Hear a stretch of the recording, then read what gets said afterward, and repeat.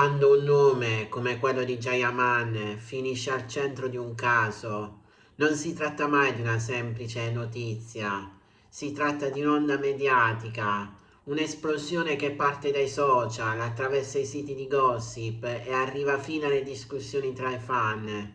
Ma cosa significa davvero quando diciamo che esplode il caso? Ciao a tutti ragazzi e ragazze, bentornati su un nuovo video dedicato a Gianni Aman. Ma prima di tutto vi invito ad iscrivervi al canale e lasciare un bel like per favore. Significa che qualcosa ha inclinato l'immagine? Significa che un dettaglio ha acceso dubbi? Significa che il pubblico vuole risposte?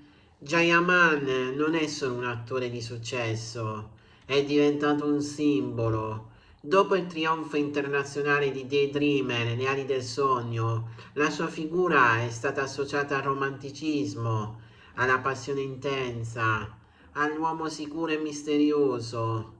Milioni di spettatori hanno proiettato su di lui un ideale e quando costruisci un ideale basta poco per mettere in discussione. Il caso nasce sempre così, da un dettaglio che non torna. Negli ultimi tempi alcune immagini e descrizioni hanno fatto parlare il web, sguardi analizzati al rallentatore, presenze inaspettate, assenze che fanno rumore, perché a volte il silenzio è più sospetto di una dichiarazione. Non è la prima volta che Jayaman si trova al centro di un gossip. Ricordiamo tutti il clamore mediatico quando fu accostata a Diletta Leotta. Una storia che divise l'opinione pubblica, amore travolgente o strategia perfetta. Le foto erano ovunque, i sorrisi sembravano autentici, ma le teorie non si fermavano. C'era chi parlava di sentimento sincero, chi di tempismo perfetto, chi di un copione non scritto ma perfettamente recitato. Quando quella relazione finì, il pubblico rimase con più domande che risposte. Nessuna guerra social, nessun attacco diretto, solo diplomazia. E nel mondo dello spettacolo la diplomazia spesso alimenta più mistero di uno scontro. Il caso di oggi si inserisce proprio in quella scia. C'è chi sostiene che dietro l'ultima bufera ci sia una semplice coincidenza amplificata, una foto fuori contesto, un momento normale trasformato in scandalo, ma c'è anche chi vede un disegno più grande, una narrazione che si ripete. Ogni volta che un nuovo progetto si avvicina, l'attenzione mediatica cresce. Coincidenza oppure strategia? Nel mondo dello spettacolo l'attenzione è potere e lo scandalo a volte è il modo più veloce per riaccendere i riflettori. Ma attenzione a non cadere nella trappola più semplice, credere che tutto sia calcolato, perché dietro l'immagine pubblica c'è una persona reale, un uomo che negli ultimi anni ha vissuto un'esposizione enorme, interviste, red carpet, fan accalcati, aspettative altissime. E qui emerge un altro elemento chiave del caso, la pressione.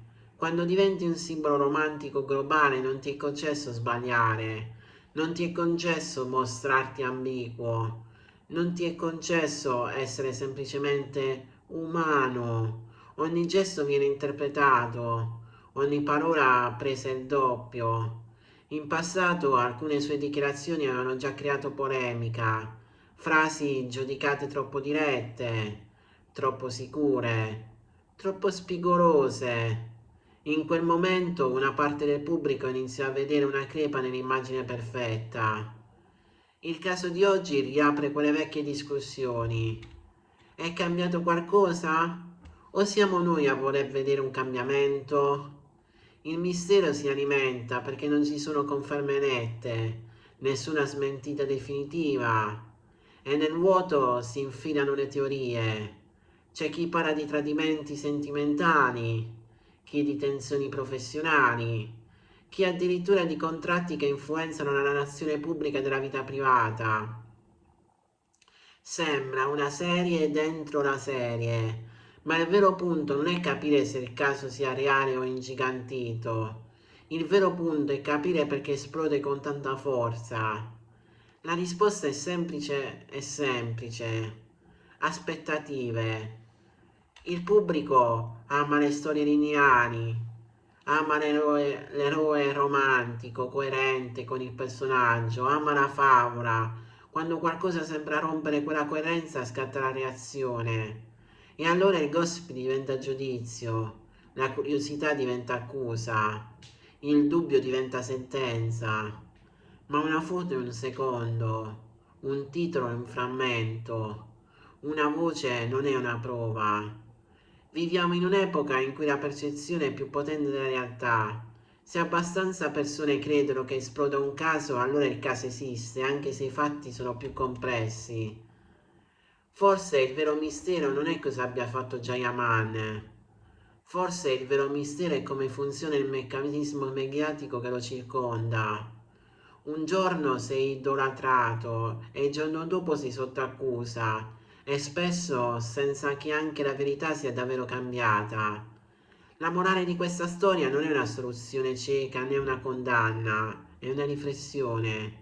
Siamo spettatori di vite che non conosciamo davvero. Consumiamo immagini, titoli, frammenti e costruiamo narrazioni intere su dettagli isolati.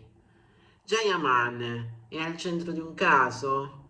Forse sì, ma ogni caso mediatico è anche uno specchio nella nostra epoca. Un'epoca in cui lo scandalo corre più veloce della verifica, in cui l'immagine conta più della sostanza, in cui l'eroe deve essere perfetto o diventa colpevole. Forse la vera domanda non è cosa è successo, ma perché abbiamo così bisogno che qualcosa sia successo? Perché il mistero ci affascina, perché la caduta dell'eroe ci coinvolge, perché il gossip ci fa sentire parte di una storia. Ma dietro ogni esplosione mediatica c'è una persona che vive conseguenze reali. E allora la riflessione finale è questa. Prima di condividere fermiamoci, prima di giudicare respiriamo, prima di trasformare un sospetto in verità ricordiamoci che non vediamo tutto. Il caso può esplodere oggi, domani potrebbe spegnersi, ma il modo in cui reagiamo resta. E forse la vera maturità del pubblico sta proprio lì, nella capacità di distinguere tra intrattenimento e realtà, perché i casi immediati passano, le carriere evolvono, le immagini cambiano, ma la consapevolezza con cui osserviamo quella è una scelta nostra.